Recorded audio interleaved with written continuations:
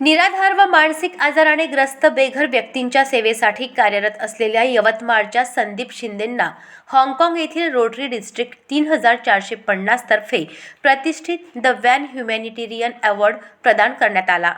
Holiday in हाँगकाँग येथे 24 November 2025 रोजी झालेल्या भव्य सोहळ्यात त्यांना $50,000 आणि सन्मान चिन्ह देऊन गौरविण्यात आले। फक्त 5 वर्षात सामाजिक कार्य करून हा पुरस्कार मिळवणारे संदीप शिंदे हे द वन अवॉर्डच्या इतिहासातील पहिले तरुण असून भारतातील 7वे पुरस्कृत आहेत। याआधी सिंधुताई सपकाळ, डॉक्टर प्रकाश आमटे यासारख्या दिग्गजांना हा सन्मान मिळाला आहे। या पुरस्कारासाठी जगातील 179 देशातून प्रस्ताव आले होते। 3 तज्ज्ञ समित्यांच्या तपशीलवार छाननीनंतर अंतिम 3 विजेत्यांमध्ये संदीप शिंदे यांची निवड झाली।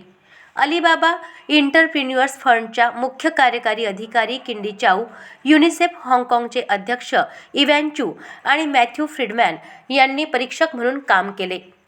कार्यक्रमात नंददीप फाउंडेशनच्या सेवा कार्याची विशेष माहितीपट दाखविण्यात आला व द वन या पुस्तकातही त्यांच्या कार्याचा समावेश करण्यात आला।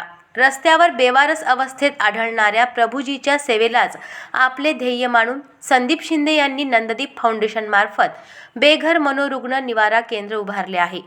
पुरस्कार स्वीकारताना त्यांनी हा सन्मान आपल्या सेवाधारी सहकाऱ्यांना, यवतमाळकरांना आणि सर्व प्रभूजींना समर्पित केला।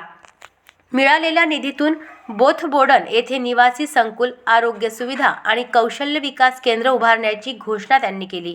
या यशाबद्दल विविध सामाजिक संस्था, उद्योजक आणि मान्यवरांनी त्यांचे अभिनंदन केले।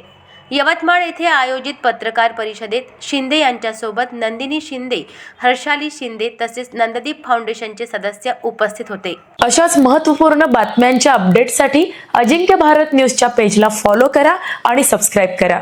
Thank you for watching.